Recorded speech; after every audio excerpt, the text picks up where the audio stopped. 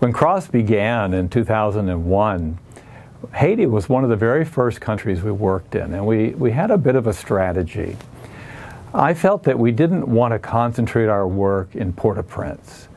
Port-au-Prince is the site of some of the worst slums in our entire hemisphere. And what happens is people in the suburbs and out in the rural areas end up moving into Port-au-Prince because they're so poor, and they figure, well, maybe I can find a job, maybe I can find some way to eke out a living. So they take what little money they have, sell whatever they've got, move to Port-au-Prince in hope of a better life, and then they end up begging on the streets, end up stuck and in greater poverty than before. And I didn't want to contribute to that dynamic by creating programs to help the poor based in Port-au-Prince. I wanted to put them out in what they call the provinces, where we'd give people a reason to stay in the rural areas, near their families, near where their roots are, but an opportunity to improve their lives and to be in a position to educate their children, to find a job, to develop a way of life that would flourish, rather than feeling they had to go into Port-au-Prince and get trapped by the severe and degrading urban poverty that they would find there. And that's why all of our projects are not in the Port-au-Prince area, but out in more rural areas. There's great advantages to that, including some that I've just enunciated, that we want people to be able to stay where their families and their homes and their churches are located. But there's also advantages right now in this particular time in Haiti. You may have read in the press that one of the tragic things that's happening in Haiti right now is due to weak government and then the assassination of the president, and that kind of cut the legs out from under what government there was. As a result, gangs in Haiti have essentially kind of taken over the country. It's difficult, for example, for people to travel from one city to another and end up getting hijacked by a gang or kidnapped and held for ransom.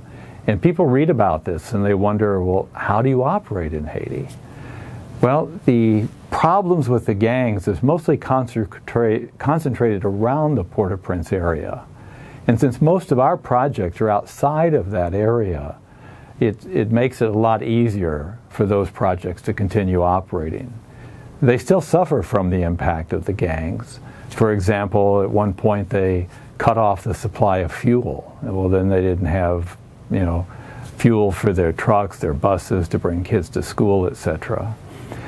And it makes it difficult for us to ship goods like food and medicines and building materials and things like that from the port of Haiti, which comes in to Port-au-Prince, and to ship them out and carry them over trucks. But because of our close relationships with people throughout Haiti and with ministries based in Haiti, we're able to do it anyway.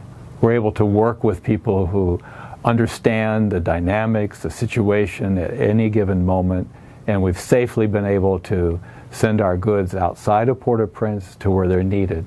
Take Cobanol, for example. We provide food there, Vita-Food in Kobonal, to assist with feeding the children in their schools. Cobanol is a mission Father Glenn Moe founded about 30 years ago, and now has 2 schools educating 1,600 kids, has built over 800 houses for people in Haiti. That means bringing roofing materials and things like that from the port out to that area. But over the years, Cobanol has impacted thousands and thousands of lives. The teachers in the school are mostly teachers who graduated from the school years ago, went on to university, got their degrees, and then came back to teach there. It's a great model of the success of integral human development that is addressing all the various needs of the poor in a comprehensive way, all on a platform of Catholic Church spirituality and encouragement and growth and prayer and Mass and sacraments. And it's been a tremendous success, and even despite the current challenges in Haiti, they're continuing to flourish. After the earthquake in Haiti, which struck the southern peninsula, far west in Lacaille area, And in the northern area of Haiti, the northern part of Haiti, directly north of that, again, far to the west of the city, it was very difficult for us to get supplies in there, but we were able to do it. Again, because we're working primarily with and led by Haitians there who know the dynamics, who know where the safe routes are, who know how to get goods there. And so none of our trucks were hijacked, none of our supplies were stolen. In fact, in one area, we couldn't even get trucks in there because of landslides caused by the earthquake. So we airlifted 3,000 pounds of immediately needed supplies in by plane, and that also bypassed the problem and the potential problem of gangs. So as a result of our 20 years of experience of working in Haiti and the deep relationships we have there, we find we're able to be very effective. We find we're able to use a strategy which is enabling people to stay in their home areas and strengthen the economies of those areas, provide opportunities for education and growth in those areas, and as a result, truly fulfill the command of Christ that whatever we do for the least of these, we are doing for the Lord, and the Lord is prospering that work.